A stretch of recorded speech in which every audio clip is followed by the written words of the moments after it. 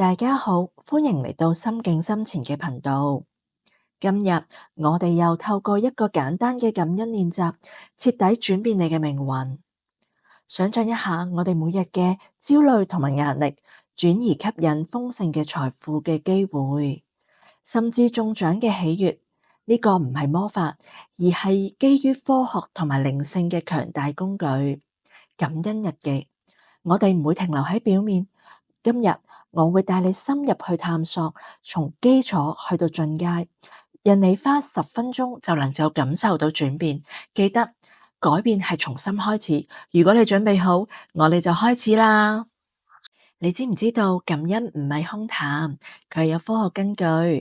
喺哈佛大學嘅研究顯示，每日練習感恩能塑造大腦嘅神經回路，增加多巴胺同埋血清素嘅分泌，令你從負面嘅思維轉向正面。呢一個係吸引力法則嘅實證版。你嘅思維頻率決定咗你吸引啲乜嘢。古人孔子話過：知足常樂。現代嘅科學家 Dr. Joe Dispenza 都有證明，感恩能改變量子場，讓不可能嘅變成現實。舉例嚟講啊，如果你總係抱怨冇錢，你嘅能量就會卡住喺冇錢嘅模式，吸引更加多嘅負面事。但當你開始感恩而擁有嘅財富，即使係想象之中，你嘅頻率都會提升，宇宙就會回應。諗下嗰啲開心嘅人，佢哋成日講：我依家好開心，好幸福。呢一個就係感恩嘅威力。今日我哋學咗如何用感恩日記吸引事業嘅成功或者人際嘅關係。喺我哋寫感恩日記之前，絕對唔可以忽略呢一步，釋放負能量。點解？因為負面嘅情緒，佢好似堵塞嘅管道咁，會阻住我哋啲正能量嘅流動。今日我哋試下呢個簡單嘅技巧，揾一個安靜嘅地方，閉上眼睛，呼吸3次。每次吸氣嘅時候，都好似吸入白光；呼氣嘅時候，就釋放我哋嘅恐懼、憤怒同埋焦慮。同埋講一句：我釋放呢啲唔再服務我嘅能量。我自己試過，當我放下咗工作嘅怨念之後，意外咁得到升職嘅機會。呢個唔係巧合，而係能量嘅重啟。記住，感恩唔係假裝快樂，而係清空咗你嘅負面，然後再注入正面。今日我哋嚟到學習10分鐘嘅感恩日記。首先，揾一個安靜嘅地方坐低，攞本筆記同埋筆出嚟，最好就係每日同一時間做，例如瞓嘅時候或者朝頭早起身，回顧咗自己經過一啲發生嘅小確幸，寫低3樣簡單嘅事情，例如我慶幸今日飲到一杯熱辣辣嘅奶茶，暖暖咁樣好舒服。我好慶幸今日準時收工，返到屋企沖個熱水涼，好 relax 啊！又或者我好慶幸今日同朋友講電話，笑得好開心啊！呢一步係幫你由當下開始進入感恩嘅狀態，感謝而家已經擁有豐盛，唔使等到中大獎先感恩。感恩現在現有係最強嘅能量。你可以寫：我慶幸有健康嘅身體，每日都可以自由自在咁樣去我想去嘅地方。又或者我慶幸我有屋企住，有床瞓，有得食，已經好幸福啦。又或者我慶幸有工作有收入，支持我嘅生活同埋夢想。重點係寫嘅時候，真心感受到呢一份嘅感激，唔好照抄啊！跟住落嚟，我哋就開始演化你想要嘅未來，用已經發生咗嘅語氣，例如我慶幸我事業順利，財富必絕咁樣湧入我嘅人生。又或者我慶幸我同我嘅屋企人關係好好，大家互相支持，好開心。大家記住唔好寫希望或者將來，要寫為而家已經擁有，因為潛意識係會接受已經現實嘅感覺。慢慢重寫低你嘅內容，邊寫邊開心，個嘴仲要笑住㗎。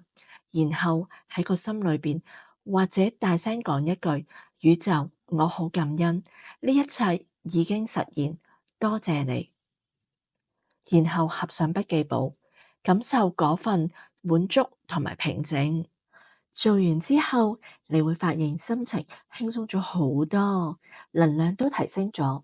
記住，堅持21日，你會見到生活開始有微妙嘅轉變。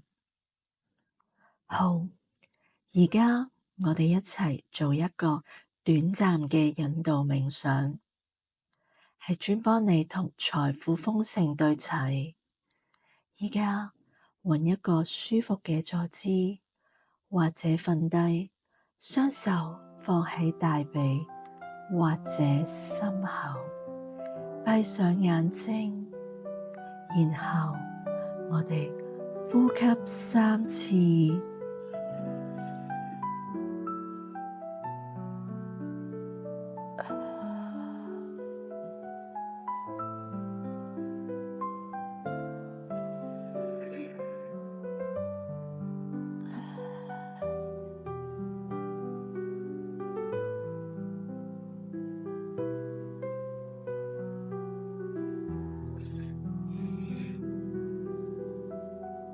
感覺新鮮嘅空氣進入你嘅全身，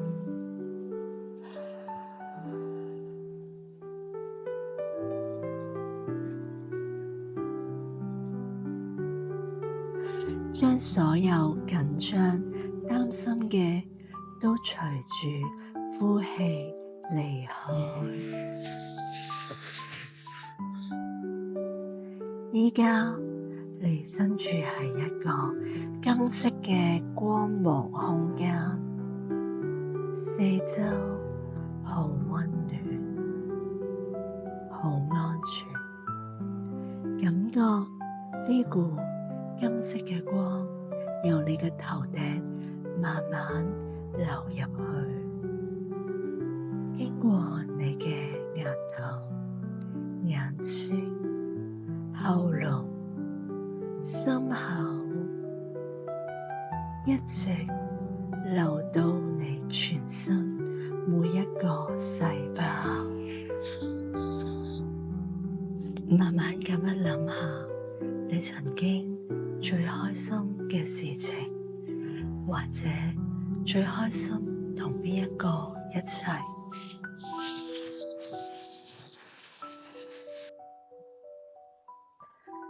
就係呢一種感覺，呢一刻嘅衝擊，心跳加速，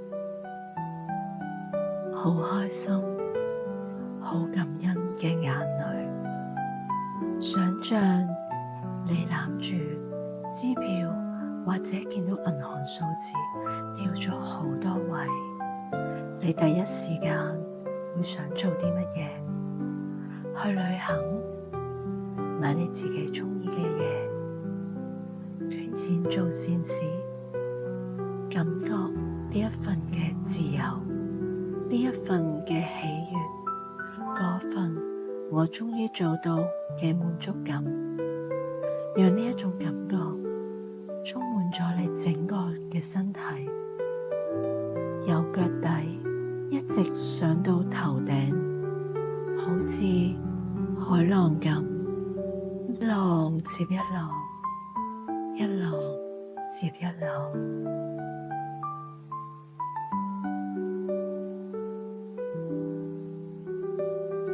而家喺你嘅心裏面，或者細聲講3次，我慶幸我已經好幸福快樂，我想要嘅已經實現。多謝宇宙，我慶幸我已經好幸福快樂，我想要嘅已經實現。多謝宇宙，我慶幸我已經好幸福快樂，我想要嘅已經實現。多謝宇宙。